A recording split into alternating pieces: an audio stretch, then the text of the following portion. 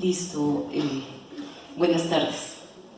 Yo agradezco la invitación a FUNIFEL, a la Universidad San Buenaventura, a los organizadores de este segundo Congreso Mundial sobre Infancia y Adolescencia y en particular a la colega amiga Maribel Vergara por extenderme esta invitación. Y también un saludo a los colegas de la mesa. Y quiero decirles que el título, voy a aprovechar para comenzar, que el título de esta presentación, de esta breve presentación, La experiencia infantil atrapada, tiene que ver con esa experiencia de ser niño y niña en nuestras condiciones actuales, aquí en Colombia y en distintos lugares del mundo. Cuando pienso en la experiencia infantil, como se darán cuenta en el transcurso de mi presentación, estoy pensando en eso que escapa a nuestros conceptos, a nuestras definiciones y para la cual son insuficientes esos conceptos, esas definiciones, esas explicaciones, a pesar de que intentemos infructuosamente atrapar esa experiencia en esos conceptos. Dos observaciones iniciales antes de la presentación. La primera tiene que ver con que les estoy proponiendo una lectura que se sustenta en las reflexiones, análisis que realizamos desde nuestro grupo de investigación, el Grupo de Historia de las Prácticas Pedagógicas, en una de sus vertientes, en una de sus líneas de desarrollo, y una lectura que se hace desde la pedagogía, esa es el área en la cual yo me desempeño con mis colegas, y que hace uso de conceptos y nociones de la filosofía y de la antropología filosófica para pensar estos asuntos. Ahí ustedes van a encontrar algunas nociones, no voy a tener tiempo de explicarlas, si las preguntas aparecen con mucho gusto pues hago las aclaraciones pertinentes, pero piensen un poco en nociones o conceptos como experiencia, infancia, humanidad, que estarían de fondo presentes en esto que les quiero proponer. La segunda observación tiene que ver con una lectura que les propongo a partir de unos textos que me sirven de pretexto para que ustedes vean por dónde andan también algunas de las reflexiones de colegas y amigos de otras latitudes a propósito de este asunto de la infancia y de esta discusión sobre los derechos del niño. Entonces les planteo un texto de Philippe Marlier, El maestro y los derechos del niño, Historia de un malentendido, dice él, es un texto breve, corto, de hace ya más o menos una década. Dos textos del profesor Mariano Narodowski, los dos textos muy recientes, pero si ustedes ven el título, Hacia un mundo sin adultos, y ya empieza a aparecer una pregunta que entiendo los niños esta mañana hacían, nosotros sí queremos adultos, o sea, sí necesitamos de los adultos con nosotros, creo que es clarísimo, y él se refiere a infancia hiper y desrealizada. Claro, obedece a toda su trayectoria de análisis, su libro Infancia y Poder da cuenta de eso. Otro texto mucho más reciente, un ensayo, Un mundo sin adultos, familia, escuela y medios frente a la desaparición de la autoridad adulta, otra palabra proscrita, porque confundimos autoridad con autoritarismo, pero creo que es fundamental. Cuando estos autores ya comienzan a ponernos a circular esto es porque algo está pasando. Y no es una negligencia ni una terquedad adulta ya voy a mostrarles por qué les digo esto. Y último texto, una bella reflexión de Gerbies, y es bella desde el título, El bello riesgo de educar. Y no solo por lo bello, sino por el riesgo. ¿Listo? Es lo que nos asusta, lo que nos atemoriza y por veces nos limita a asumir nuestra responsabilidad adulta frente a los niños. De Philippe Marlier quisiera llamar la atención sobre un enunciado que aparece allá en la página 30, dice: todo el mundo está de acuerdo en el hecho de que el primer derecho del niño es el derecho a la educación. El primero, y en algún momento él dice el único.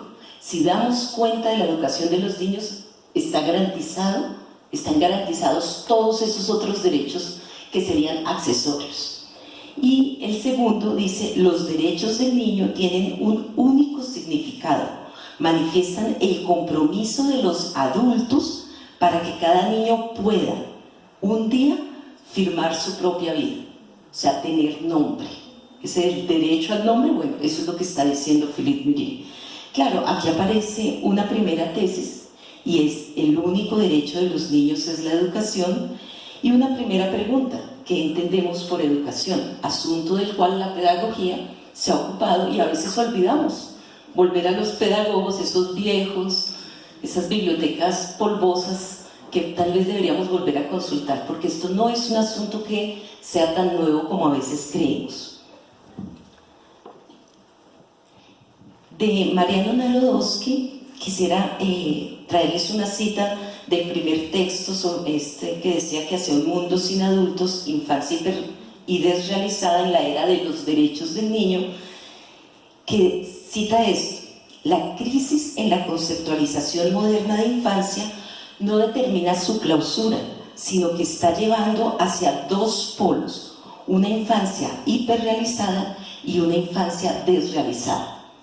Y en ambos casos, la noción de infancia no es suficiente para dar cuenta de esa experiencia infantil, de eso que viven los niños y las niñas en sus realidades, en sus cotidianidades, en esos contextos de violencia, pero también de no violencia, que de todas formas no dan cuenta ni siquiera de lo que ellos viven, a pesar de que nosotros lo intentemos. El otro es un poco más largo, pero dice: durante décadas, tiene que ver con la crítica y por qué a veces abandonamos la educación. Durante décadas, la preocupación de psicólogos y educadores había sido liberar a los niños del yugo adulto.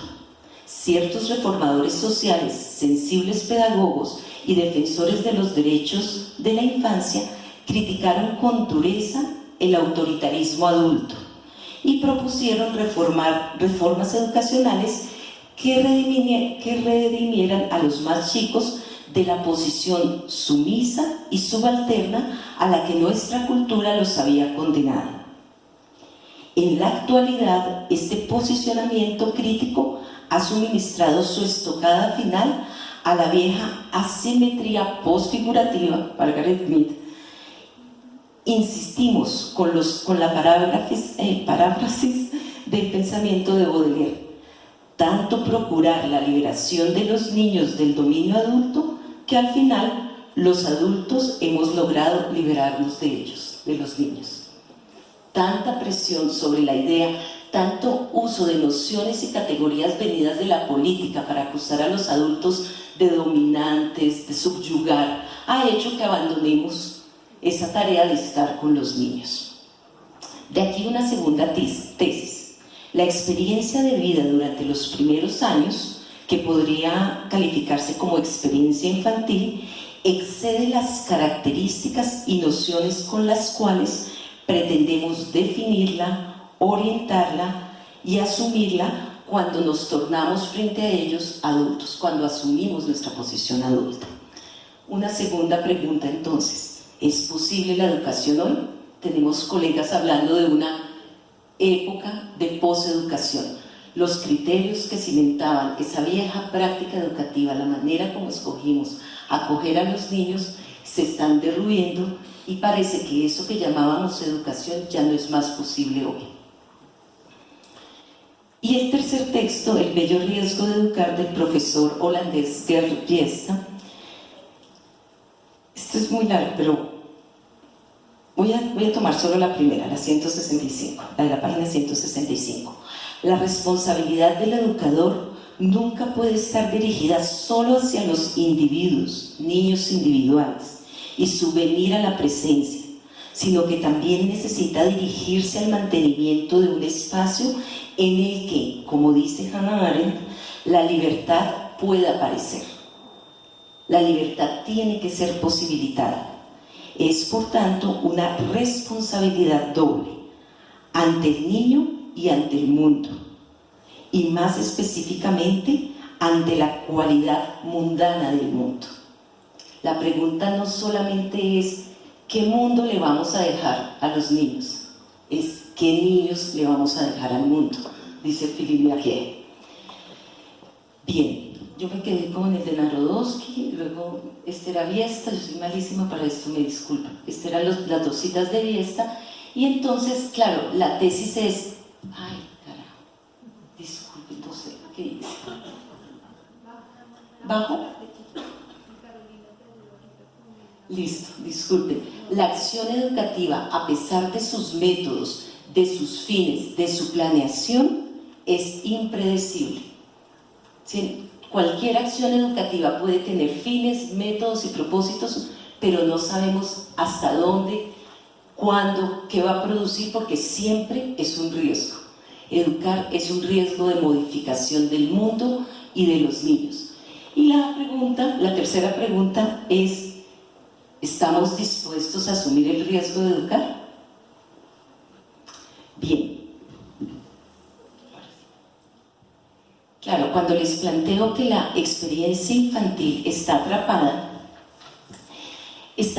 entonces en dos cosas: entre nuestros conceptos, nuestras categorías, nuestras definiciones, que no solo no dan cuenta de esa experiencia infantil, sino que tienden a reducirla a nuevas categorías, nuevos conceptos y, si me permiten, nuevos derechos. O sea, para formular somos muy buenos, para decir qué eso es y para construir verdades alrededor de esa experiencia somos muy buenos. Pero cuando yo escuchaba a Rosa Julia, yo decía, nada quedamos, no damos cuenta. Podemos formule y hay algo que se queda corto y que no da cuenta, aunque pretenda atrapar. Pero también estamos atrapados en nuestros miedos y nuestros temores de encontrarnos esa infancia hiperrealizada, esos niños llenos de tecnología, capaces, superiores, que saben más de nosotros y frente a los cuales solo podemos pararnos en silencio, y si son nuestros hijos, admirarlos, adorarlos y decir que son mucho más inteligentes que nosotros, y menos mal que vinieron al mundo mucho más inteligentes. Pero también paralizados y atrapados en el miedo de esa infancia desrealizada, esa infancia violenta, ese niño que con 7, 8, 10 años nos puede atracar en la puerta de la esquina, en la esquina de nuestra casa, a la salida de la universidad. A ellos no les cabe, con la categoría de infancia no los podemos medir, no les podemos decir nada. Entonces es una experiencia infantil atrapada entre lo que nosotros queremos que ellos sean y ellos no alcanzan a ser. Pues bien, la idea que les propongo, y ya voy a hacerlo de una manera más rápida, es volver a dos presupuestos antropológicos fundamentales que están tanto en la noción de infancia como en la noción de educación. Y esos dos presupuestos no son tan viejos como nosotros creemos, son presupuestos antropológicos fundamentales que aparecen incluso en las actuales nociones y conceptos usados en la política pública para la educación y para la atención de la infancia.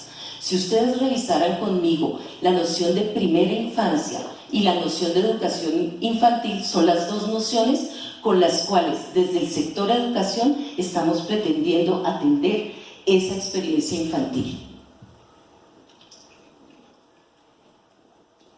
Sin embargo, cuando miramos qué hay de sustento, qué soporta esas dos nociones, nos vamos a dar cuenta de dos cosas. Primera infancia supone una forma de ser sujeto, pero una forma de ser sujeto inacabada, pues porque si hay primera infancia y segunda infancia, y puede haber tercera, cuarta, o sea, ¿qué es lo que estamos suponiendo? Esa es una primera forma, pero esa primera forma está en condición de poder desarrollarse, en necesidad de crecer, en necesidad de garantías para ese desarrollo y ese crecimiento, y para ese supuesto, esa forma de sujeto, nosotros hemos usado supuestos biológicos y antropológicos que nos llevan al uso de conceptos como desarrollo, crecimiento, y que nos permiten dividir la vida en etapas, en edades, en periodos, las edades de la vida. Y eso no está, dejado de lado, que apareció desde el mismo momento en que empezamos a pensar y hacer uso de ese concepto de infancia.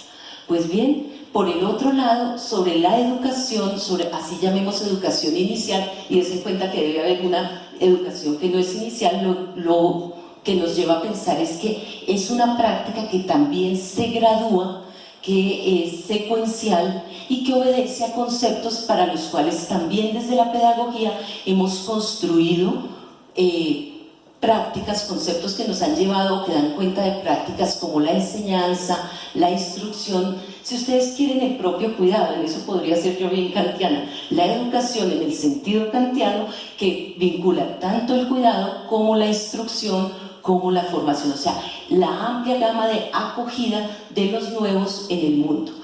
Tanto el presupuesto de esa forma de sujeto de la primera infancia nos pone de presente esa condición de la infancia como el neonato humano, inacabado, incompleto, no especializado, que requiere ese segundo útero que es la cultura, que los adultos le presentamos, en la cual los adultos lo acogemos y que necesita de esa acogida, que necesita de adultos que se hagan cargo de ello.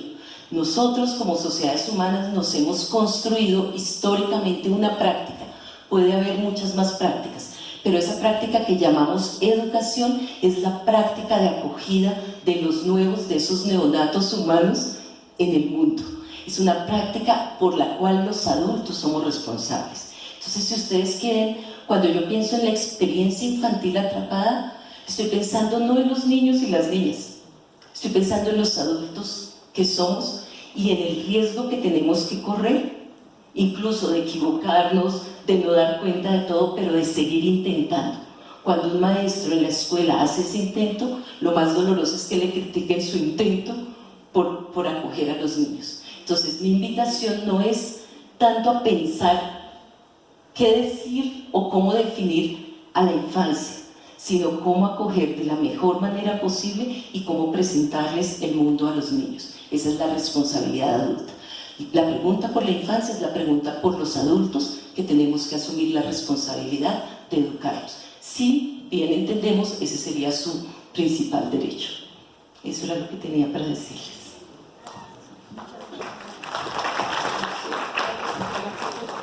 Con la infancia y con la adolescencia. A Dora Lilia Marín, muchas gracias, doctora en educación, magíster en educación también, tiene 2 especializaciones en evaluación educativa y en estudios culturales y es maestra. Es maestra licenciada en química de la Universidad Pedagógica Nacional y es editora de la revista Pedagogía y Saberes de la Universidad Pedagógica Nacional. Dora Lilia, muchas gracias por tu compañía. Antonio Salvador, ya lo escuchamos esta mañana presentando y haciendo apertura de este encuentro. Él es profesor de la Universidad de Extremadura, doctor en psicopedagogía y maestro en educación primaria. También es maestro. Algo particular entre todos aquí es que son maestros y sabemos desde la base, desde lo que vamos a hablar. También desarrolla su labor profesional desde el 2005.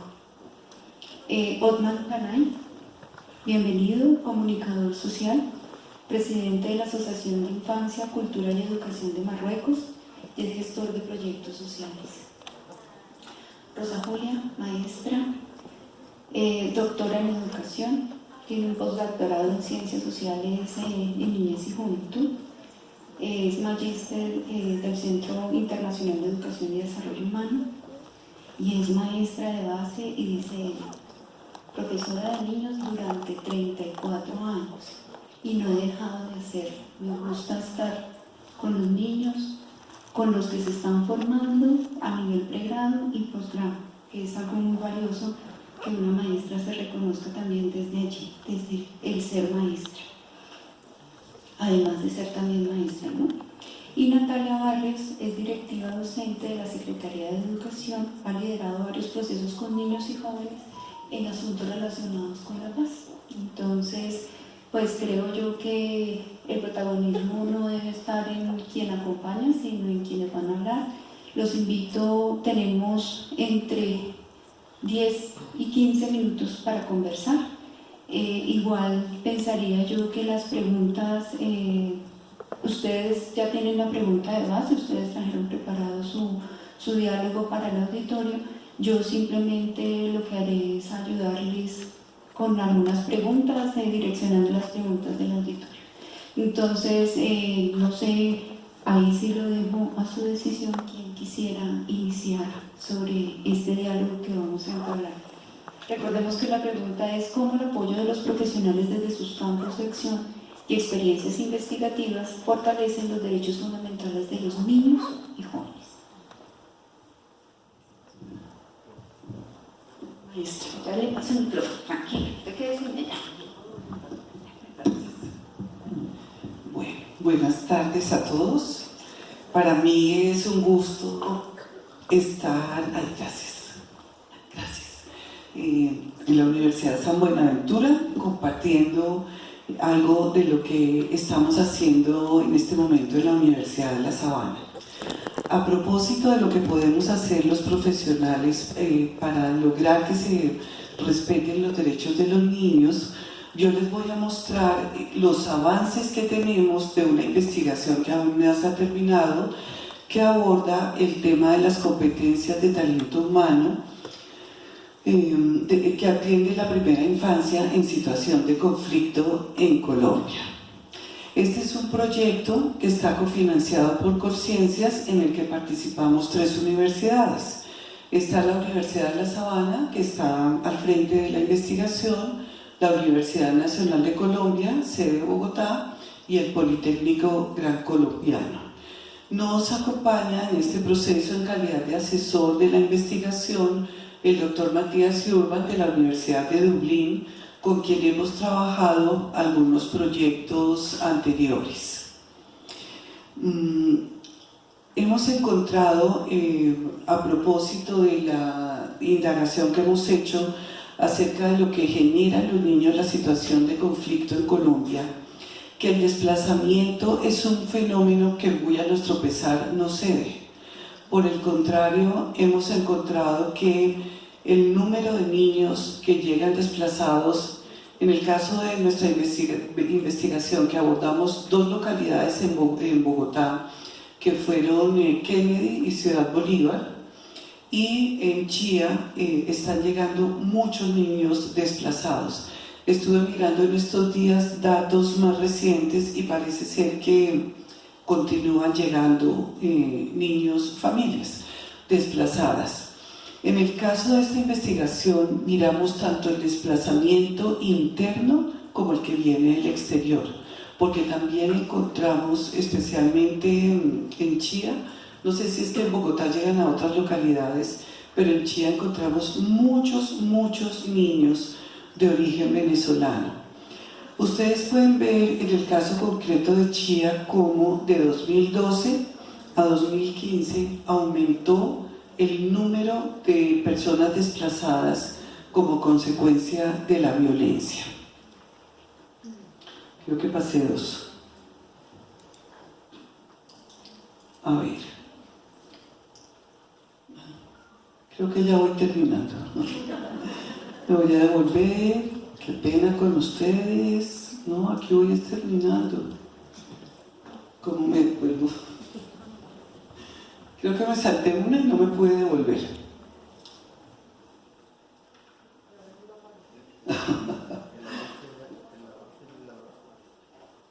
¿El de abajo? ¿Es el de abajo? Sí, está abajo. Ah, bueno. Ah, sí, mira, aquí podemos mirar. Gracias. Bueno, para mirar para mirar una posibilidad de hacer respetar los derechos de los niños, nosotros abordamos el desarrollo de las competencias del talento humano desde el concepto de sistema competente de atención a la infancia. ¿Eso qué quiere decir? Que en la búsqueda de formulación de competencias que requiere el talento humano que atiende a la primera infancia, estamos mirando más allá del desarrollo de las competencias particulares para incursionar en el desarrollo de las competencias sistémicas. Porque lo que hemos encontrado es que si no trabajamos como sistema, no vamos a lograr que se respeten los derechos de los niños, ni vamos a promover sus desarrollos, que es parte de los derechos que tienen. Entonces, en la investigación hemos buscado las competencias del nivel individual, que son unas, las competencias del nivel institucional, las competencias interinstitucionales y las de gobernanza. Vale la pena aclarar que nosotros entendemos las competencias como un conjunto de conocimientos, prácticas y valores. Y quisiera detenerme un poquito en la parte de las prácticas porque lo voy a retomar más adelante. Con esto lo que queremos resaltar es que si nosotros queremos lograr el desarrollo de los niños y el respeto a sus derechos, no necesitamos solamente producir conocimiento teórico, sino también el conocimiento práctico. Si no hay un conocimiento práctico que se dé en los educadores, bueno, no solo en ellos, pero me quiero referir a ellos, en los educadores que son quienes están en contacto en el día a día con los niños, no ganamos nada con tener cosas hermosas escritas en el papel, con tener leyes y decretos. Bueno, claro que es mejor tenerlos que no tenerlos, aclaro. Lo que quiero decir es que es una condición necesaria, pero no suficiente para garantizar los derechos de los niños. El de abajo, ¿no? Acá. Bueno, teníamos otros antecedentes de esta investigación en otras dos que hemos hecho con las mismas instituciones. La diferencia en las anteriores es que estábamos trabajando, digamos que no abordábamos el conflicto como un eje central de la investigación. Entonces, en esas investigaciones encontramos que el talento humano que está en contacto directo con los niños tiene muchas expectativas sobre su formación. Están pidiendo a gritos que les mostremos caminos posibles para trabajar con ellos. Y buscan también una cualificación de los equipos, porque es que una persona sola no puede lograr ni desarrollar plenamente su propia competencia, ni participar en un sistema que demanda de ella el desarrollo de esas competencias. Y lo más importante de todo esto es que en verdad se promueva el desarrollo de los niños y el respeto a sus derechos. Plantean además en esa investigación que se terminó en el 2014 que esos planes de cualificación respondan a las necesidades particulares. Yo creo que ya quienes trabajamos con la infancia hace mucho tiempo que dejamos de lado los relatos universales. Creo que todos tenemos claro que necesitamos entrar en profundidad en el conocimiento de los contextos para poder adecuar nuestras propuestas a las necesidades particulares de cada contexto. Y esto nos lo están diciendo los mismos maestros. Constanza Alarcón, quien es actualmente nuestra viceministra de Primera Infancia, ya en el 2012 nos mostraba las consecuencias del conflicto armado en los niños y en las niñas. Ya leer esta descripción tan detallada es bastante duro, pero yo les aseguro que es mucho más duro vivirlo en las aulas, porque una cosa es leerlo sobre el papel cuando el detalle que se está expresando, la característica, no tiene ni cara ni nombre propio. Cuando uno logra conocer a esos niños con cara y nombre propio y puede evidenciar que se presentan todas estas condiciones, es mucho más doloroso. Y quiero hacer aquí un inciso porque es una situación muy fuerte para los profesores, que tienen que recibir diariamente a esos niños con estas características, más otras que probablemente no aparezcan acá. Tienen que contenerlos, pero además tienen que responder con una serie de exigencias que vienen de los niveles de gobernanza, a veces sin comprender de qué se trata la interacción cotidiana con un niño. En esta investigación quisimos contar con la participación activa de los niños. Fue muy interesante porque involucramos dentro de los miembros que hacen parte del sistema a los niños. Estos niños todavía no leían ni escribían, por supuesto, son niños muy pequeños.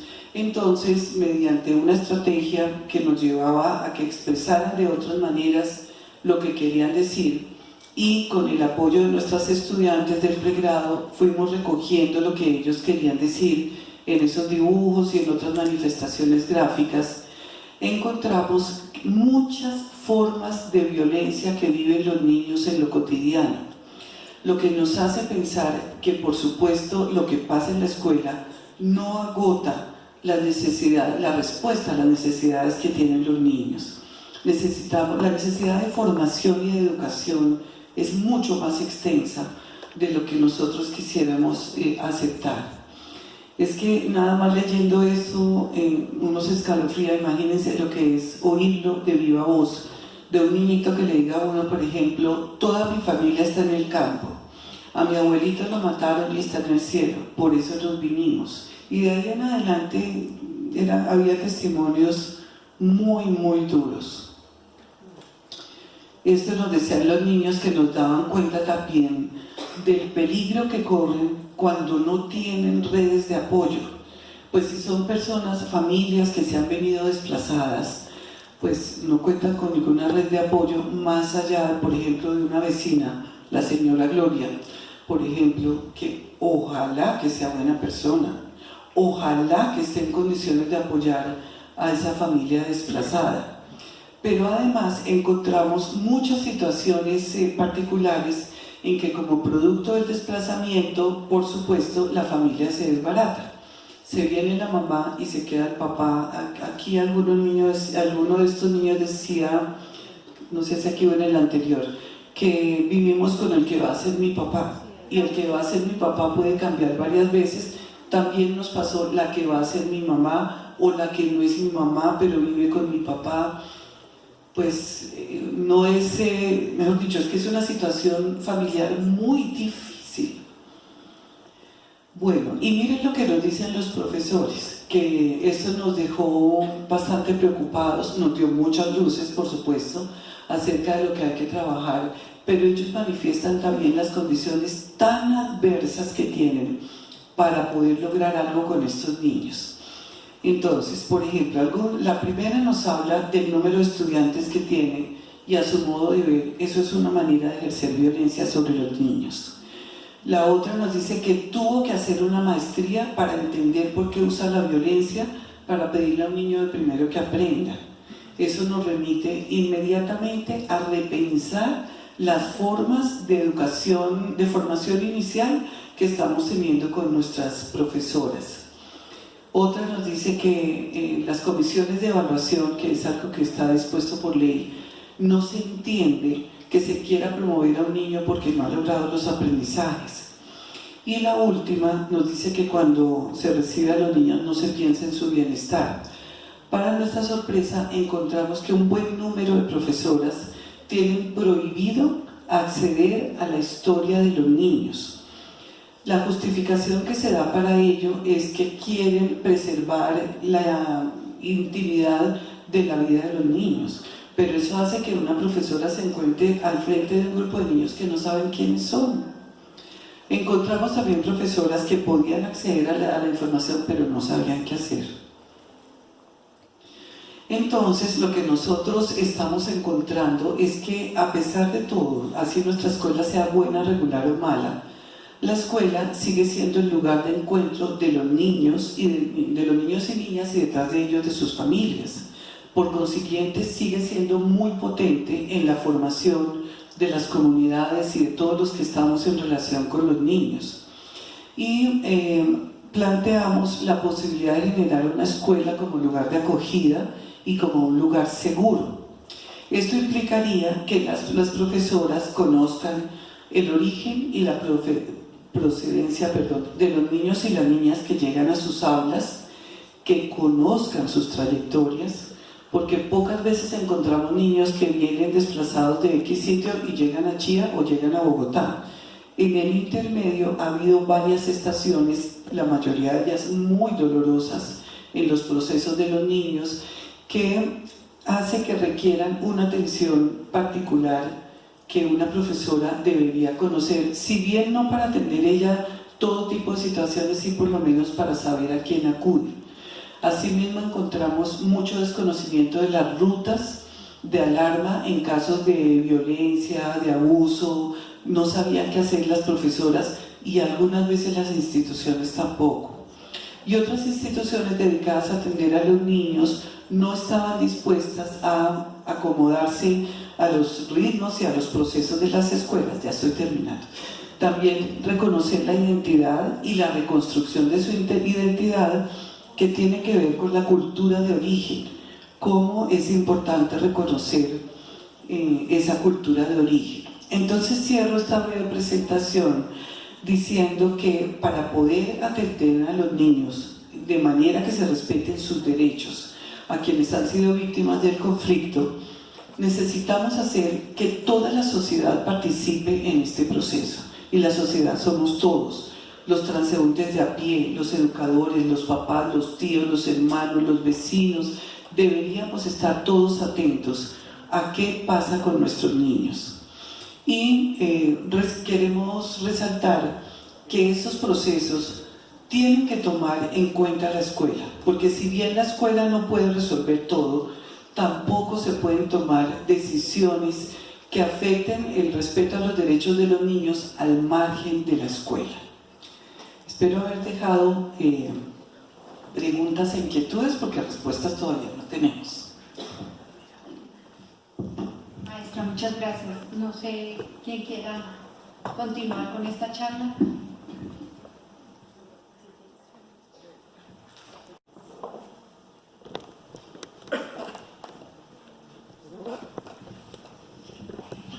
Bueno, buenas tardes. Pues encantado de estar con vosotros en este maravilloso país. Muchas gracias por la acogida y muchas gracias también por a la organización de este segundo congreso. Yo vengo hoy para compartir con vosotras y vosotros un grave fenómeno que estamos viviendo en Marruecos. La verdad es que lo estamos viviendo entre España y Marruecos. Es el fenómeno de la migración clandestina de los menores marroquíes hasta España. Es una drama humana que estamos viviendo. En el fondo es un fenómeno general, que si antes era inmigración clandestina de los marroquíes a Europa, a partir del 2004 este fenómeno pasó a ser un fenómeno de menores también. Y por eso nosotros como entidad trabajamos sobre este tema con mucha seriedad y con mucha inquietud también. No solamente en mi país, sino también con España, con el país de recepción. Vuelvo a la foto de la portada, que aquí es una foto de la llegada de un grupo de adolescentes a la costa española, y se ve que algunos están rezando por llegar al paraíso europeo, pero también están rezando por salvarse la vida, porque estaban jugando la vida en el estrecho de Gibraltar. El primer contexto para entender este fenómeno es el contexto geográfico. Esto es Marruecos y allí está España. Solamente nos separa 14 kilómetros. Un estrecho entre dos mundos, para muchos entre el paraíso y el infierno. La realidad no es tanto, pero hay un contagio general entre los adolescentes y entre la juventud en general en Marruecos, que todo el mundo quiere emigrar. Todo el mundo, hasta que hay estadísticas estatales de propio Marruecos que habla que el 80% de la juventud marroquí quiere emigrar. Pues tenemos que hacer algo para frenar este drama, sobre todo que como se trata de chicos que están jugando la vida, chicos y chicas, porque vamos a ver luego que cada vez el fenómeno se está extendiendo y ahora casi el 7% de los menores que llegan a España son chicas. Aquí comparto con vosotras algunas estadísticas del aumento de la llegada de los MENAs, en España se llaman MENAs, menores extranjeros no acompañados. Podemos ver cómo el número está aumentando de una manera muy inquietante, de casi 4.000 a casi 6.500 y estamos en 12.303. Y para zonas, comunidades autónomas españolas, vemos que Andalucía es la primera, la que se clasifica la primera porque es el primer punto de llegada. Eso no quiere decir que todos se quedan allí, pero si no ellos se desplazan no solamente en España, es que algunos suban hasta Francia, hasta Suiza, es que todos tienen un proyecto migratorio diseñado y todo. Esta es una imagen, por ejemplo, de una llegada masiva en una noche, que son menores marroquíes durmiendo en una comisaría. Lo que pasa ahora es que las llegadas están tan tremendas que hasta las autoridades españolas no están capaces de responder adecuadamente a este fenómeno. No solamente a nivel de infraestructuras, sino también a nivel de educadores preparados para trabajar con este perfil, porque estamos hablando de menores que vienen de otra cultura, que tienen problemas de idioma, en Marruecos se habla árabe, pues llegan allí y luego problemas de códigos culturales, y cosa que está creando unos conflictos tremendos dentro de los centros, pero también con la comunidad, porque últimamente hay un rechazo general en la sociedad española, sobre todo por motivos que los medios de comunicación cada vez están criminalizando el fenómeno. Cada vez están sacando solamente la parte mala de estos menores, se sacan robos, y por eso ahora la situación está muy inquietante. Hay números, por ejemplo, que demuestran el aumento de desplazamientos a través del mar. Y que aquí tenemos solamente los números de los que llegan, pero no sabemos los que quedan en el camino, los que mueren. Hay estadísticas que dicen que anualmente mueren más de 800 personas en el Mediterráneo, de estos que intentan. Seguramente un porcentaje muy importante es de niños y niñas. Y luego, total, que ahora mismo en el sistema de protección de infancia en España se encuentran más de 13.000 menores marroquíes y bueno, claro, que son registrados, porque hay muchos que suben a Francia, otros que suben a otros países europeos. Aquí también las llegadas de mar, como han aumentado, de 588 y viceversa. Y luego, hasta ahora, ¿en qué situación estamos? ¿Qué estamos haciendo ahora mismo para intentar solucionar o frenar por lo menos este drama? Estamos trabajando, primero, es una realidad que los chicos que están allí y no van a volver y no quieren volver, y hasta sus propias familias no quieren que vuelvan. Lo que pasa ahora mismo es que las propias familias están financiando el proyecto migratorio de sus chicos. Eso no quiere decir que estas familias ni malas, pero son gente que están invirtiendo en sus hijos, porque tenemos que entender también el contexto social y cultural de Marruecos, que es un país de emigración por excelencia. Somos 34 millones de habitantes, y tenemos 5 millones de extranjeros, de marroquíes residentes en el extranjero. Las remesas que envían los marroquíes a la economía marroquí se considera que sea la primera fuente de divisa para el Estado. Después viene el turismo y el fosfato. Marruecos es el primer productor del fosfato del mundo, pero mira que las remesas son la primera fuente. Entonces es algo que está beneficiando también al Estado. Los que logran pasar ya son bienvenidos porque están enviando dinero. Hay más de 8 millones de habitantes marroquíes que se benefician directamente o indirectamente de las remesas de sus hijos y sus familiares que viven en Europa. Entonces es algo vital para que el país siga funcionando y viviendo. Nosotros estamos trabajando en dos facetas. La primera faceta es de la prevención.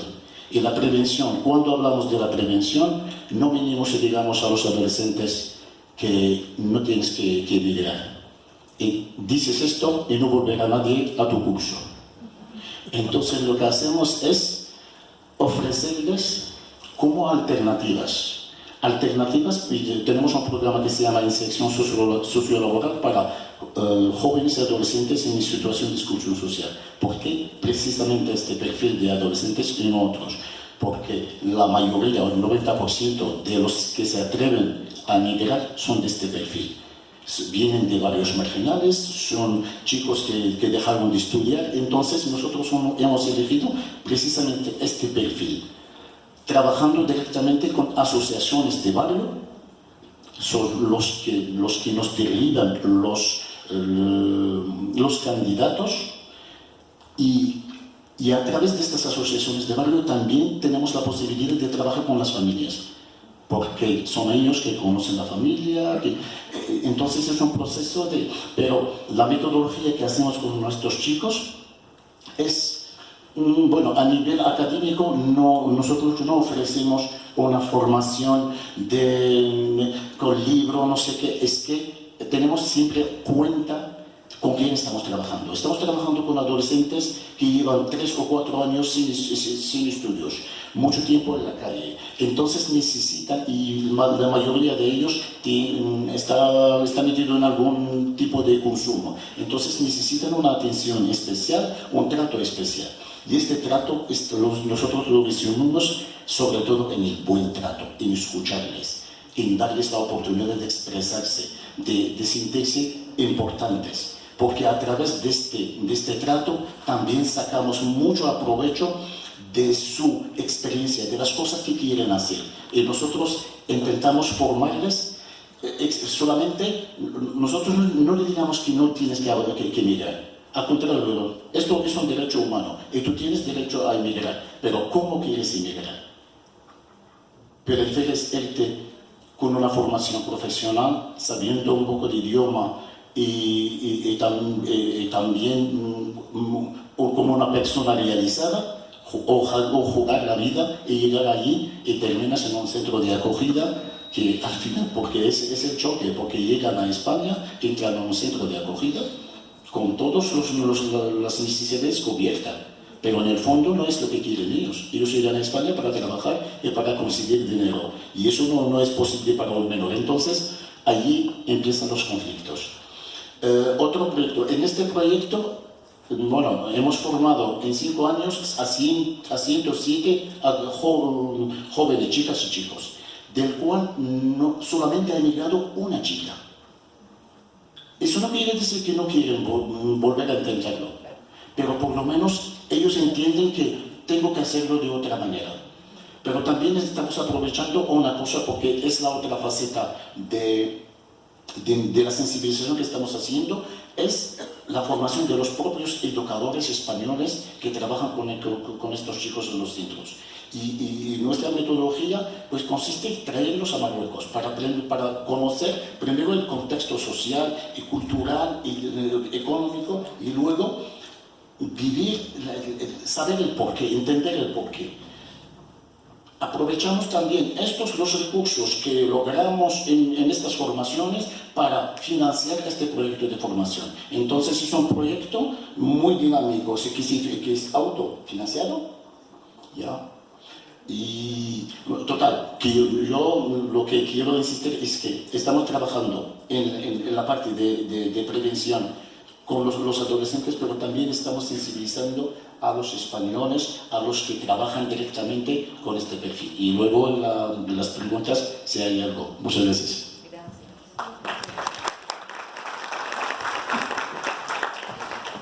Bueno,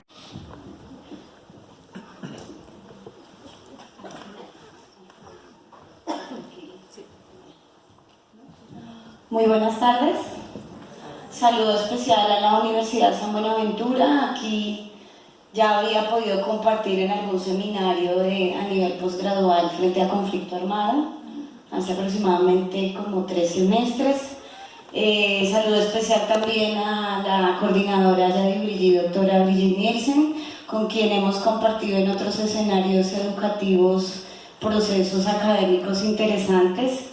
Entonces, si me la dejas al final, por favor. Sí, todavía no la coloques. Sí, gracias. El día de hoy quisiera compartir algunas experiencias que se han venido construyendo, como les venía diciendo, desde diferentes escenarios públicos, privados, de educación media, universitaria, rural y urbana, asociados a lo que ha sido el proceso de paz en Colombia y lo que ha traído el proceso de paz a nivel social en el país. Primero quisiera arrancar diciendo que, como lo han mencionado los anteriores panelistas, la educación para la paz es una responsabilidad de todos y todas, del Estado, de las instituciones privadas, de la sociedad civil, pero tiene una especial importancia y connotación desde el campo educativo y la función que tengamos nosotros los maestros en esa educación para la paz. La educación para la paz se presenta como un amplio territorio por recorrer y delimitar, un campo inacabado, interdependiente con la dinámica de la vida, de los procesos sociales, económicos, políticos y culturales. Encontramos aquí un primer escenario importante en lo que se ha denominado educación para la paz, y es la educación como un derecho pleno y fundamental para todos los niños, niñas, jóvenes y adolescentes en Colombia, donde tenemos que empezar a pensarnos conceptos importantes como justicia en equidad, justicia transicional, fin del conflicto armado, posconflicto, posacuerdo y evidentemente nuevas posibilidades frente a los lineamientos curriculares en nuestro país, en lo que significa desde el campo educativo la educación para la paz. Desde el campo de las ciencias sociales, las humanidades y especialmente pues de mi formación en ciencias sociales, en historia, en ciencias políticas, uno de los aspectos importantes donde encontramos un primer camino de acercamiento a la educación para la paz hace posible pensarse esas ciencias sociales y esas humanidades a través de nuevas miradas y nuevas interpretaciones. Si bien es cierto que estos discursos del giro decolonial y de las epistemologías del sur se vienen trabajando en el hemisferio y en otros países de manera contundente, es en Colombia todavía un campo nuevo e inacabado. Pero sin embargo, esas nuevas miradas desde los territorios y desde las posibilidades de entender el conflicto como una necesidad también de solucionar, pero no un conflicto como algo que no es inherente a la condición humana, porque entonces se nos está enseñando que el conflicto armado es la finalidad de la educación para la paz y no estamos educando en el conflicto como una esencia para trabajarlo desde las aulas e incluso desde la sociedad civil. Entonces encontramos un primer encuentro a través de la decolonialidad desde las ciencias sociales como ese campo de encuentro y desencuentro para reinterpretarnos, vernos en lo que deben ser las nuevas miradas a las cuales debemos apuntar nuestras políticas públicas, nuestros lineamientos curriculares y nuestra necesidad de sujetos políticos que construimos un nuevo país, una nueva nación y donde tenemos que volver a mirar a ver al otro en sus diferencias y al otro no como el enemigo que porque piensa diferente a mí no está de mi lado, sino entender esas diferencias como una posibilidad de construcción y de construcción de tejido social que es tan importante en el país. Entonces, las pedagogías para la paz deben abordar aspectos, como lo decía, de justicia en equidad, abordaje del conflicto, justicia transicional, memoria, justicia restaurativa, perdón y reconciliación. Otro elemento importante también frente a la educación para la paz y a estas nuevas miradas tiene que ver con el tema del lenguaje. Para muchos académicos todavía se debate si estamos hablando de la educación para el posconflicto o la educación en el posacuerdo. Entonces aquí tenemos que resaltar que la educación para el posconflicto nos coloca en un marco histórico donde damos entendido un conflicto armado con un único grupo armado al margen de la ley, que fue las Fuerzas Armadas Revolucionarias de Colombia, hoy movimiento político, pero que sin embargo tenemos otros todavía en el campo y en las zonas rurales, disidencias de las FARC, y tenemos todavía otros grupos al margen de la ley con quienes también tenemos que vernos en esa necesidad de ese posconflicto. Hemos terminado un conflicto armado con las FARC y eso ha dejado ver una Colombia oculta, que es la Colombia que también tenemos que pensarnos en esa necesidad del post-acuerdo, porque como lo mencionaba ahorita, el conflicto es inherente a la condición humana. El posacuerdo nos coloca en esa posibilidad de, desde el lenguaje, de entender esas nuevas miradas a las que tenemos que encaminar nuestros currículos, nuestros planes de estudios y nuestra responsabilidad política y civil. Durante el informe Basta Ya, Colombia, Memorias de Guerra y Dignidad, encontramos nosotros unas cifras alarmantes, cifras que tienen que ver con el problema del desplazamiento, las muertes de civiles, el desalojo de la tierra, 220.000 muertos, 5.700.000 víctimas por ese desplazamiento, 250.000 desaparecidos, 30.000 secuestrados, y eso que estas cifras únicamente son de los años 80, porque no encontramos unas cifras realmente, no se había creado el Centro de Memoria Histórica, ¿sí? Hasta ahora estos centros también son nuevos para retomar esa información que ha estado oculta para muchos colombianos y que tiene que ser tema también de discusión, de debate en las aulas, en la academia, de lo que está pasando en este momento en el país. Entonces, todas estas situaciones nos dejan ver dentro de las necesidades que tenemos que fortalecer, uno, la ausencia del Estado en las grandes zonas alejadas del país. Pues somos un país totalmente centralista, tomamos las decisiones acá desde Bogotá, pero nos hemos olvidado de lo que pasa en las regiones más apartadas. ¿Qué está pasando en este momento? La Orinoquía, cuántas selvas se están destruyendo a través de nuestra selva, de la deforestación. ¿Qué está pasando en este momento con los indígenas del Cauca? ¿Qué pasa con los niños que tanto escuchamos en los medios de comunicación del Chocó? ¿Qué está pasando también al sur de Colombia, en otros lugares donde hay una ausencia total del aparato del Estado y también de políticas públicas para atender esas necesidades de país a las cuales nos vemos convocados en este momento coyuntural? Momento coyuntural histórico, pero que tiene que darnos la posibilidad de tomar decisiones de tipo estructural. Tristemente, una de las cosas que pasan en nuestro país es que nuestras políticas públicas y nuestras decisiones de gobierno se toman es por la necesidad del momento, sin pensar realmente un proyecto a futuro. Entonces somos un país coyuntural, de decisiones coyunturales, pero no realmente de trabajos estructurales frente a la necesidad de construir incluso país y construir nación. En medio de esta desesperanza, particularmente asociada con la existencia de un conflicto armado interno y un modelo de desarrollo que precariza la vida desde el año 2010, se ha abierto paso a la posibilidad de iniciar una etapa de posconflicto, entendiendo la finalización histórica del conflicto armado y, para otros especialistas, posacuerdo, ya que finalmente, tras la desmovilización de las FARC, la firma del proceso y tratado de paz, se ha dejado al descubierto las otras grandes problemáticas sociales, económicas y políticas de Colombia. Ejemplo concreto de ello, la corrupción. Si uno mira los medios de comunicación hasta hace 7, 8 años, los culpables de los males en Colombia era la guerrilla. Tenemos una guerrilla que se ha desmovilizado en un 90%, claro, tenemos disidencias, zonas veredales, zonas de paso, zonas de reincorporación, pero ahora que ya el primer gran grupo armado de ese conflicto no está, sale esa otra Colombia que no habíamos visto, y es la Colombia de esas grandes problemáticas frente a la educación, frente a la niñez, frente a los jóvenes.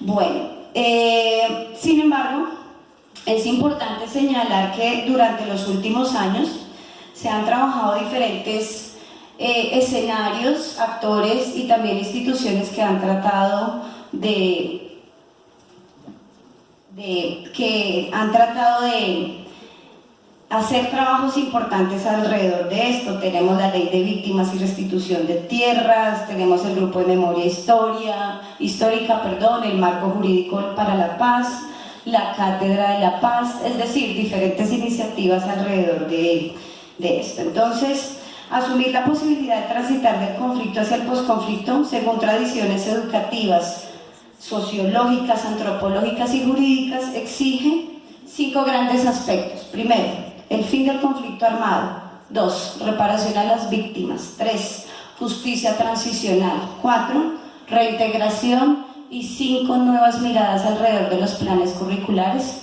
de la educación en el país. Me están diciendo acá que estamos cortos de tiempo. Quería dar algunas cifras acerca del Plan Nacional de Desarrollo y el recorte frente a la educación pública.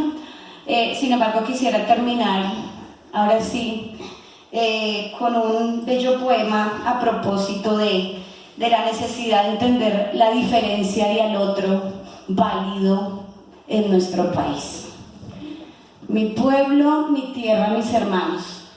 Pensar en la diferencia, pensar en la posibilidad de reconocernos únicos e irrepetibles, pareciera ser una defensa al individualismo, casi que una apología al egoísmo extremo que nos coloca en la posición de permitirnos defender con absoluta vehemencia cada uno de los aspectos que nos definen en nuestro ser, lo que pensamos, sentimos, observamos, anhelamos.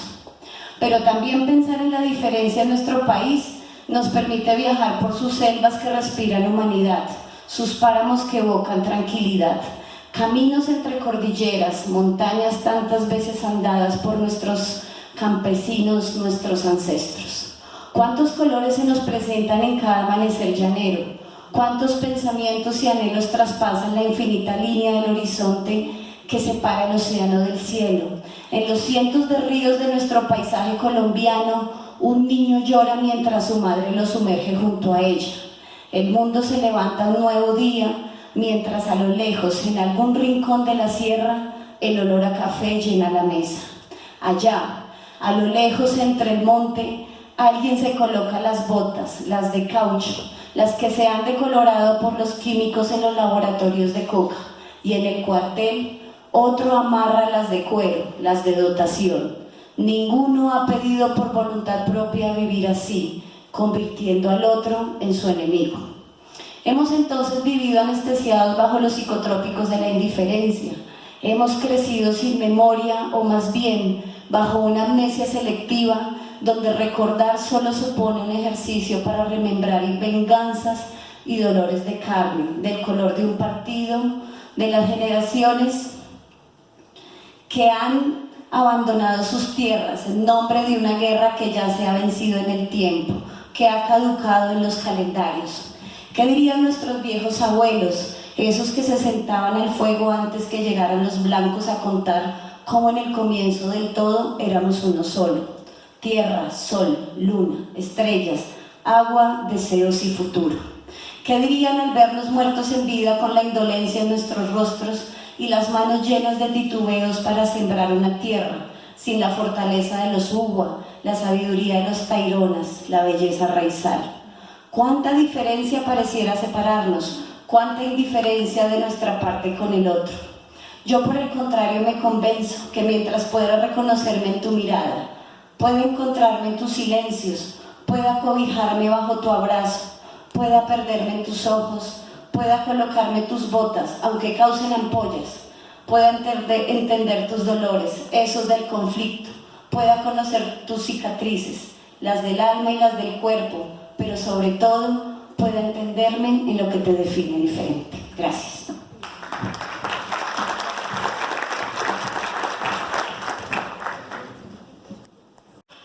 Bueno, mientras aparece, ya está aquí.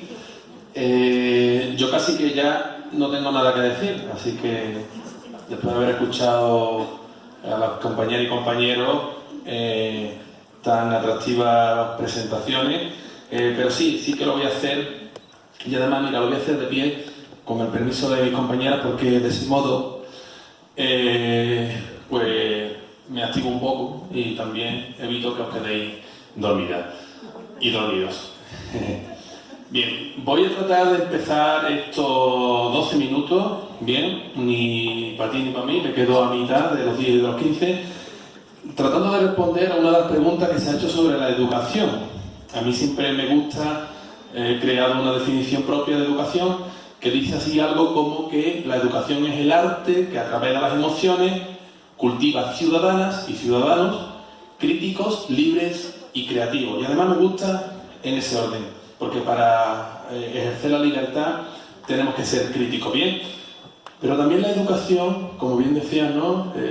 La educación es algo un tanto peligroso, es un ejercicio de responsabilidad, porque la educación se puede concebir como un proceso de violación simbólica, que a través de la seducción, de la provocación de la palabra, penetra de manera inconsciente en vuestras estructuras cognitivas, ¿sí? Entonces, bueno, vamos a ver qué es lo que podemos ofrecer nosotros a este foro de debate, tratando de dar la respuesta a la moderadora que preguntaba qué cada uno podemos ofrecer. Fijaos, esta mañana ha habido aquí un grupo de chicos, de chicas, ejerciendo uno de los derechos más importantes que tienen hoy día las personas, que es el derecho a la participación democrática. Bien, ya no me gusta decir participación infantil, porque al fin y al cabo ellos están ejerciendo como ciudadanos de plenos derechos, aunque esto de la ciudadanía en determinados países, según la ley, a uno se las concede según si tienen la mayoría de edad cumplida o no la tienen,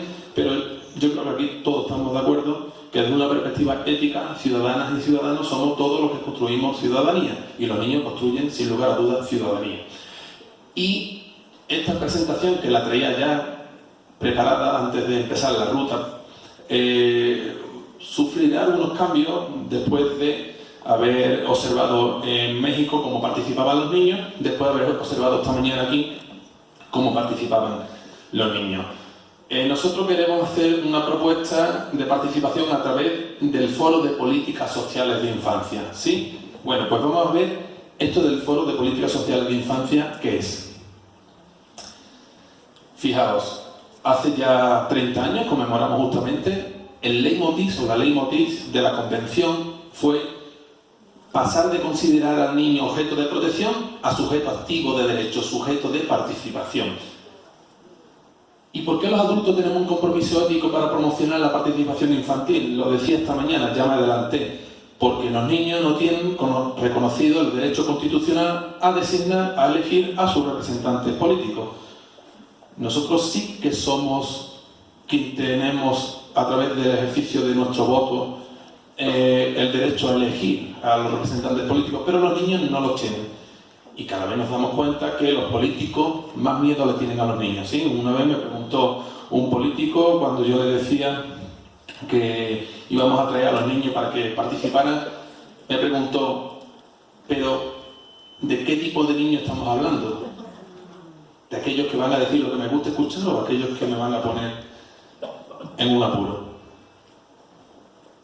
Lo decía anteriormente, el derecho democrático, y además fijaos en una metodología que es a través del aprendizaje dialógico entre adultos y niños. Porque parece que construimos foros paralelos donde los niños tienen su mundo de niños y donde los adultos tenemos nuestro mundo de adultos, como si viviéramos en dos mundos, y realmente vivimos en dos mundos. Vivimos en dos mundos porque los niños pues, los seguimos considerando, pues eso, como personitas, ¿verdad? Cállate niño que están hablando los adultos. Como si al niño no le molestara igualmente las cosas que están diciendo los adultos, pero son los adultos los que consideran que su mundo, igual que pensamos los humanos, que solamente tenemos el derecho a habitar el planeta, ¿verdad? Que el resto de las especies no lo tienen. Pues algo parecido, sin ánimo de comparar, evidentemente. Y igualmente lo decía esta mañana, ¿sí? Los niños tienen una mirada inclusiva. Los niños son más diferentes que los adultos. Dos niños con la misma edad, del mismo género, de la misma ciudad, del mismo colegio, son más diferentes entre sí que dos adultos que se lleven 20 años de diferencia, de diferentes géneros, que uno viva en Colombia y otro viva en Europa. Bien, los niños tienen esa diversidad tan rica y que a su vez son capaces de incluir todas las miradas, con su mirada, todas las realidades posibles. Y lo dice Francesco Tonucci, volviendo otra vez a él, cuando pone el ejemplo de un museo. Los niños son capaces de, si un cuadro, si una pintura está puesta a la altura de un adulto, solamente los adultos serán, a la altura media, solamente los adultos serán capaces de visualizar dicha pintura. Si esa pintura estuviera puesta a la altura de un niño, no solamente los niños visualizarían la pintura, no solamente los adultos la podrían visualizar bien, sino que además las personas que fueran, por ejemplo, en carritos, en silla de ruedas, que tuvieran movilidad reducida. Bien, bueno, pues este ejemplo es lo que viene a decir que los niños tienen esta mirada inclusiva. Bueno, no hace mucho, ¿verdad? No hace ni siquiera un mes, esta niña, que ya era conocida anteriormente, Greta, pues viene un poco a revolucionar y pone entredicho al mundo adulto, ¿bien?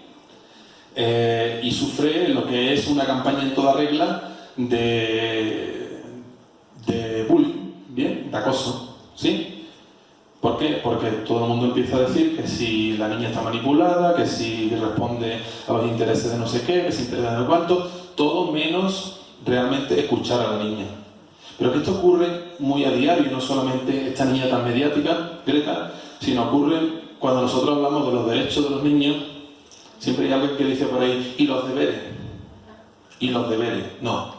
Los niños tienen derecho simplemente por su condición de ser humano. Son derechos humanos que no son inherentes, no están condicionados a ningún cumplimiento del deber.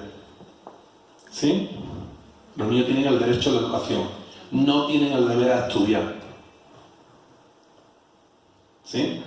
Lo que pasa es que si aprovecha el derecho a la educación y estudia, pues como comprenderéis, mejor, ¿verdad? Pero esto de los deberes es algo que nos hemos inventado y que parece que los derechos tienen que ir acompañados de deberes, porque si no, no se educa en un ejercicio, en un equilibrio responsable. No se trata de que los niños hagan lo que quieran, no se trata de que todos hagamos lo que queramos, porque hay unas normas sociales de convivencia social que todos tenemos que compartir, pero no confundamos nunca la práctica de los derechos, el ejercicio de los derechos. ¿Bien? Entonces, ¿por qué se diseñan los programas electorales teniendo en cuenta, por qué no se diseñan, mejor dicho, los programas electorales teniendo en cuenta a los mismos, ¿no? a los niños, ¿no?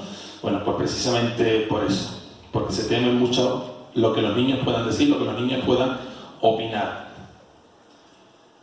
Y ante todo esto, ¿qué entendemos por participar, ¿no? Realmente, ¿qué supone el ejercicio de participar? Pues fijaos, ahí está la famosa escalera de la participación, con sus 8 niveles, con sus 8 escalones. Fijaos, los 3 primeros, el tramo de la no participación, la manipulación, cuando se manipula a los niños, cuando se utilizan como objetos decorativos, cuando una participación simbólica, y a partir del 4 empieza ya a través de la información, de la consulta, cuando los niños son iniciados por los adultos, pero luego son ellos los que deciden, cuando es iniciado y dirigido por los niños y las niñas, y el más elevado de todos ellos, cuando es iniciado por niños y niñas, compartiendo con personas adultas. Pues esta es la práctica del Foro de Políticas Sociales de Infancia. Primero, los niños consultan entre ellos cómo queremos construir nuestra sociedad, nuestro barrio, nuestra aula. Estamos hablando maestros. Bien, los niños deciden. En este foro participan padres y madres. Este foro es algo como esto que está aquí. Pues hay un niño representando a sus compañeros y hay una madre, hay una abuela, está el director del centro educativo, está algún miembro del ámbito empresarial, por aquello de la responsabilidad social corporativa, por aquello de la conciliación familiar. Bien, las empresas tienen que ver mucho con la participación de los niños. ¿Por qué? Porque los niños necesitan que sus padres estén con ellos. Los niños no necesitan que las empresas les pongan guardería. Los niños necesitan que sus padres tengan horarios para que puedan conciliar la vida familiar y para que puedan dedicar su tiempo a estar con ellos. Los medios de comunicación y redes sociales, que como comprenderéis, el mundo está mediatizado. organizaciones sociales, el mundo de la medicina, los pediatras, la policía local como agentes de seguridad y el alcalde, que para nosotros es el líder. Fijaos, tenemos un programa que vamos a poner en marcha el año próximo que se llama Ciudades Promotoras de Buen Trato y Participación Infantil. ¿Esto qué es? Pues a través del ejercicio de la participación infantil los niños van a promocionar experiencias de buen trato para toda la comunidad, para todos ellos. Los niños van a traer las experiencias y la vamos a poner en marcha. Es decir, los niños van a tratarnos bien a los adultos y los adultos les vamos a devolver ese buen trato. Es la fórmula que nosotros, con el paso del tiempo de estos años de gira por la infancia, hemos ido descubriendo, ¿no? Normalmente cuando el adulto diseña acciones de buen trato, las acciones son equivocadas, porque no estamos mirando con las gafas, con la mirada de los niños. Y para ayudar no es necesario la intención, sino que además hay que tener el conocimiento y hay que saber. Las áreas en las que ejerce la participación, pues los niños, esto yo lo he hecho con ellos en las escuelas, los niños deciden sobre todas esas áreas, la familia, la escuela, la calle, el centro de salud, las actividades del tiempo libre, el cuidado del medio ambiente, compromiso social y comunitario, medios de comunicación y redes sociales, movilidad autónoma, convivencia, cultura para resolución de conflictos. En todas esas áreas los niños opinan y esas son las áreas que de algún modo dinamizan ese foro de políticas sociales de infancia, donde se llegan a acuerdos, porque para eso es el foro. ¿Veis? Esto de la participación, para que no quede los niveles más bajos de la escalera, de algún modo hay que llegar a acuerdos, porque si no luego parece que celebramos el foro y todo se queda ahí, ¿no? El alcalde dice que lo va a tener en cuenta, que se lo va a apuntar y luego pues los acuerdos no se llegan a cumplir. Bueno, para terminar ya, algunas personas han tenido la experiencia participando tanto en gira 2017, que fue precisamente la de este cartel, como la gira 2018 y por supuesto la actual, la gira 2019, del curso de técnico en promoción de participación infantil, que a partir del próximo año será técnico en promoción de buen trato y participación infantil. Es un curso de 540 horas, que tiene una primera parte de 180 horas online, la gira, que es la parte práctica, y un proyecto final, bien, con publicación incluida. Y bueno, pues esa es un poco la estructura de esta formación: los derechos de los niños y de las niñas, el buen trato a la infancia, la participación comunitaria infantil, incidencia en políticas públicas de infancia, emprendimiento social en el ámbito de la infancia, la pedagogía social y el proyecto social como transformadores de sociedades en beneficio de la infancia. Bueno, pues espero que ahora al menos podamos establecer unos minutos entre todos los colegas de debate. Muchas gracias. Muchas gracias. Inicial para las dos primeras ponentes.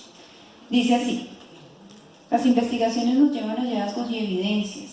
Lograr responder a estos hallazgos a través de la acción, entendiendo que muchas de estas investigaciones se van al archivo, no se concluyen o quedan sujetas al mero análisis académico.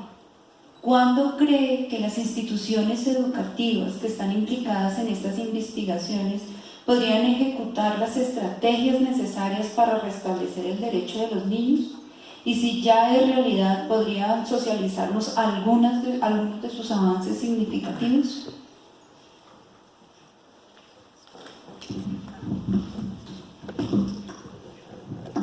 Bueno, yo contesto una parte de esa pregunta, reiterando que nuestra investigación está todavía sin terminar.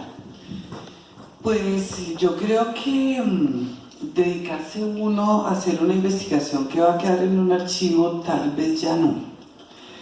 Creo que lo que nos mueve a los investigadores en un proceso tan duro, tan tortuoso, tan demandante en energía, en tiempo, en recursos, tiene que ser mejorar la calidad de vida de alguna persona en el mundo, por alguna razón.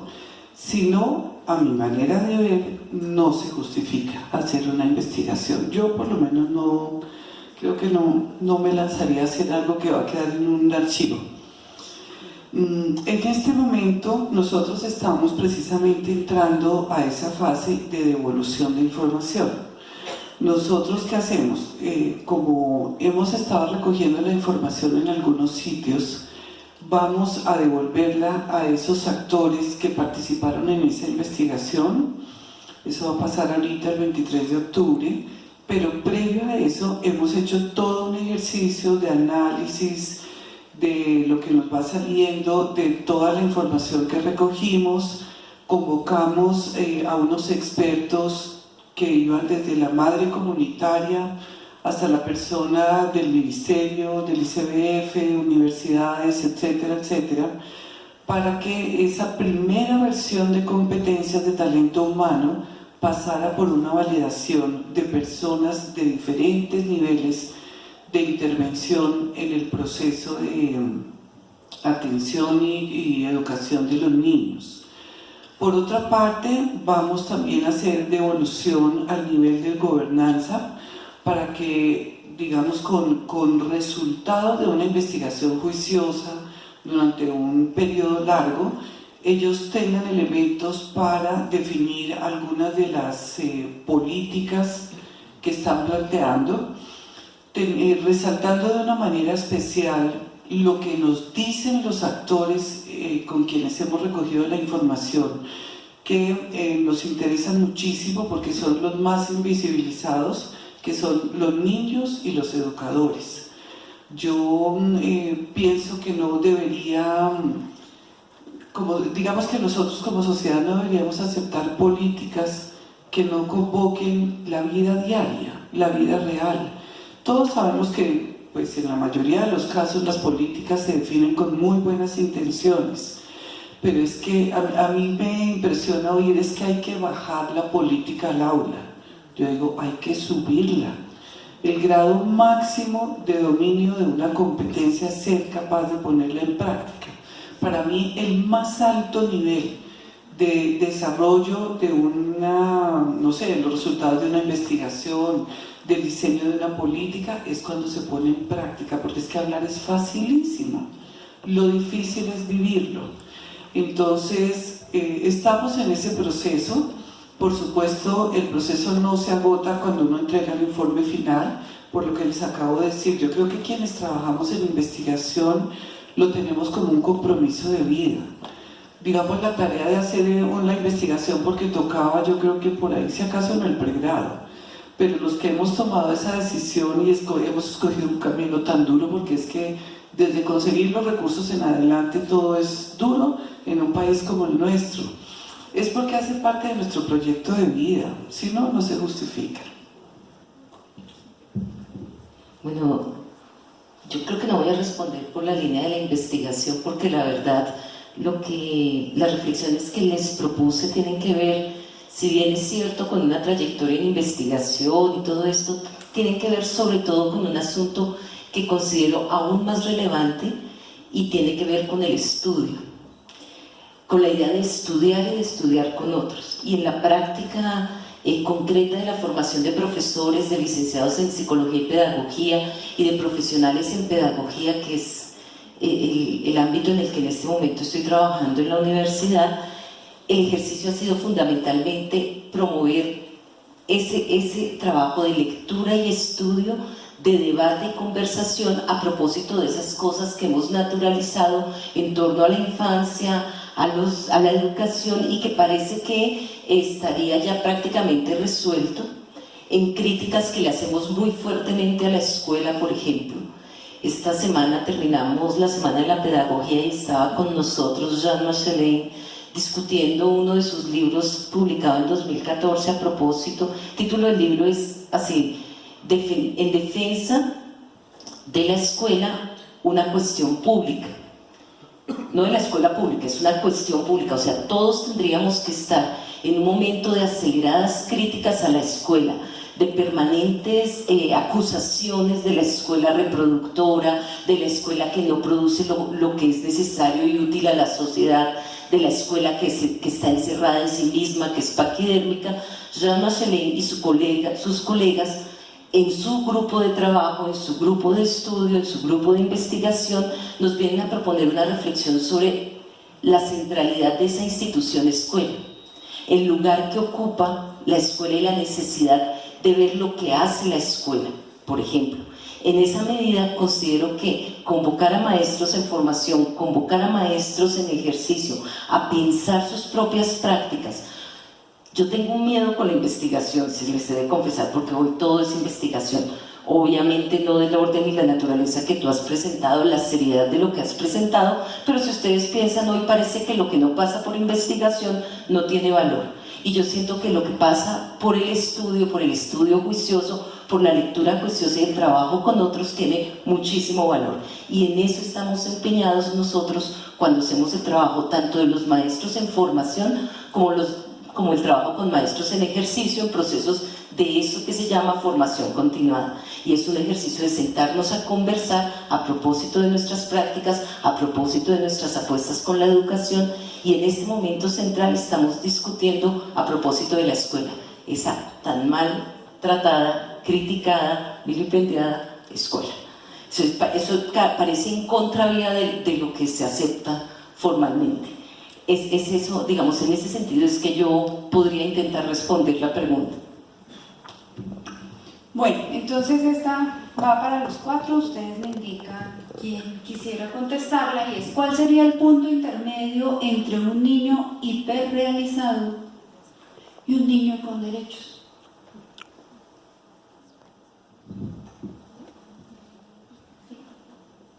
Sí, porque pensaría yo que, o creo entender la pregunta, es hasta dónde hablar de los derechos del niño, nos ha llevado también a ponernos en un lugar a los niños, no sé, entonces... Para mí la respuesta es muy sencilla, quizás para la persona que la haya lanzado no le sea suficiente. Para mí un niño hiperrealizado es un niño que lleva a cabo sus derechos, es un niño a quien se le respeta o quien se siente realizado en base a sus derechos. ¿Bien?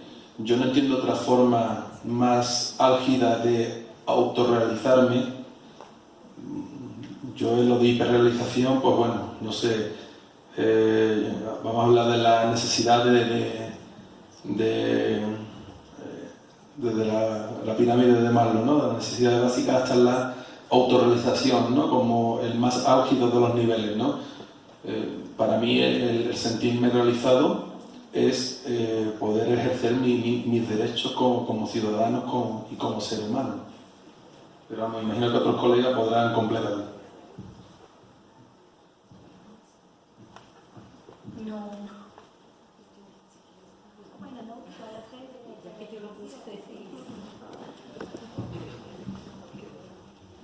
Claro, ahí hay un asunto que tiene que ver con el propio concepto que estamos usando. Es un concepto académico, una reflexión académica de un profesor argentino, Mariano Narodowski, que desde hace más o menos 20 años viene desarrollando en ese texto que les cuento que fue resultado de su tesis doctoral, Infancia y Poder, y después algunos otros textos y reflexiones. Él nombra un poco en términos de analizar cómo al concepto de infancia se le escapan las formas concretas de vida de los niños y las niñas, y esos dos polos que él identifica son esa infancia desrealizada, o sea, aquella que no alcanza a ser infancia, esa infancia que, o sea, esos niños y niñas que no caben en ese concepto de ternura, de fragilidad, de inocencia, porque no pueden ser infantes en sus condiciones concretas reales de vida. Son los niños de las calles, los niños violentados, los niños maltratados, que tienen que vérselas con el mundo del trabajo, con el mundo, digamos, social, político, a su cuenta y riesgo, más o menos. Entonces, esa no podría, digamos, esos niños no cabrían en esa categoría. La categoría es muy estrecha para ellos, pero de igual forma la categoría de infancia hiperrealizada, o sea, aquella que pareciera que por tener condiciones económicas, por poder tener total autonomía, y una autonomía entre comillas, está sujeta, por ejemplo, a la propia violencia del mercado, a la dependencia del mercado, a tener sujeta a las ofertas de los medios electrónicos y a estar sola en el mundo, porque con toda esa oferta que tiene, con todo eso que tiene, está solo, no tiene adultos y no considera a los adultos como una posibilidad para estar con ellos. Entonces la infancia hiperrealizada tampoco sería casi que una idea de un adulto en condición digamos, de edad, de menor de edad, no, en términos legales, pero no es una infancia, o sea, no está, tampoco está en esa condición de vulnerabilidad, de inocencia, de ingenuidad, con la cual nosotros asociamos ese concepto de infancia. Esos son los dos polos. Claro, en ese intermedio uno podría pensar que la apuesta por los derechos del niño está jugada. A veces, y esto va a ser impopular lo que voy a decir, a veces en atención a los derechos del niño los dejamos solos. Y cuando hoy me contaban que en el panel de la mañana los niños decían es que estamos solos, nos dejan solos. En función de los derechos que tenemos, no tenemos adultos que quieran estar con nosotros. Claro, ahí hay otros análisis sobre la juvenización y los adultos queriendo tampoco hacerse cargo, ¿sí? No queremos hacernos cargo y tal vez la demanda de los niños es alguien que quiere estar con nosotros. Entonces, los derechos pueden volverse un arma de doble filo en ese sentido. Por eso insistía, yo quería llamar la atención sobre, tal vez el principal derecho sea la educación en el sentido, digamos, amplio del término, que va desde el cuidado hasta la formación y de adultos que se arriesguen incluso a equivocarse. Incluso da miedo, claro que da miedo, no sabemos qué va a resultar de ahí, pero a la sociedad también le da miedo. O sea, a los adultos nos da miedo, pero al mundo social que tenemos también le da miedo. Entonces, yo digamos que no respondo, diría, es una pregunta súper interesante. Valdría la pena un análisis más profundo, pero no tengo en este momento, digamos, herramientas. La persona que haya preguntado me deja pensando un poco sobre el asunto.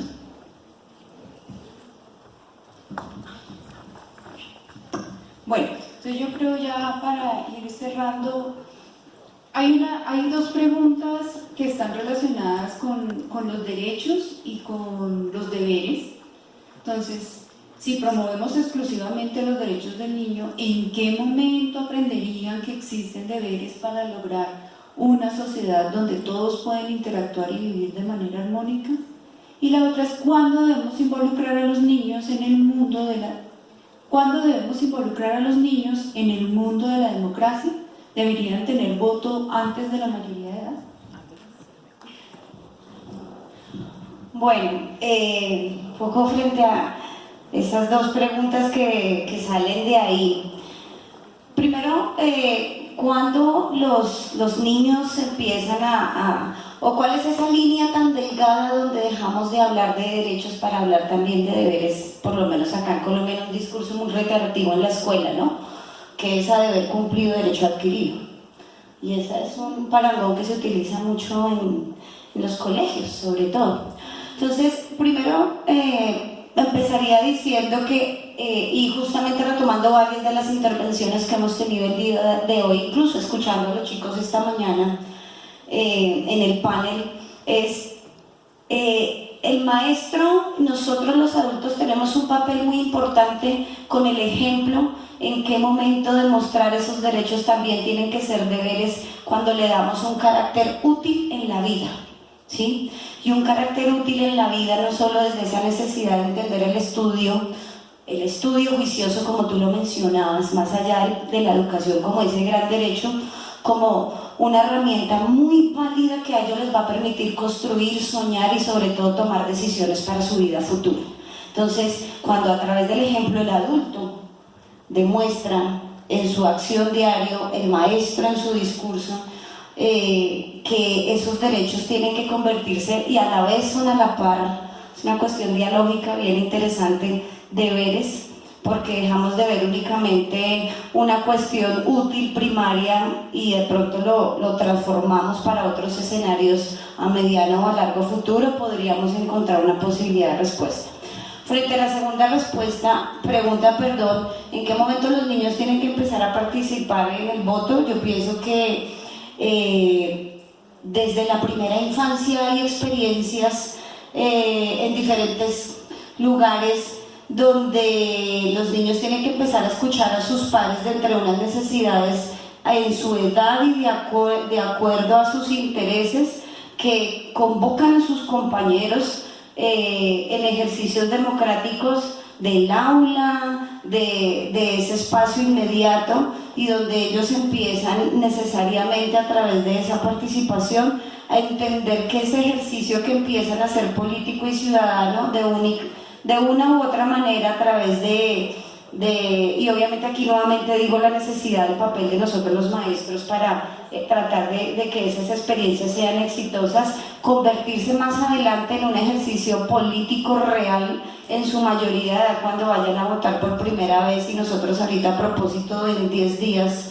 de nuestras elecciones regionales, la posibilidad de transformar, cambiar el país, o por lo menos de tener un ejercicio de voto consciente de una serie de ideas, y no a través de un personaje, que es lo que suele a veces pasar en los colegios cuando se forman los gobiernos escolares con el personero o el consejo estudiantil.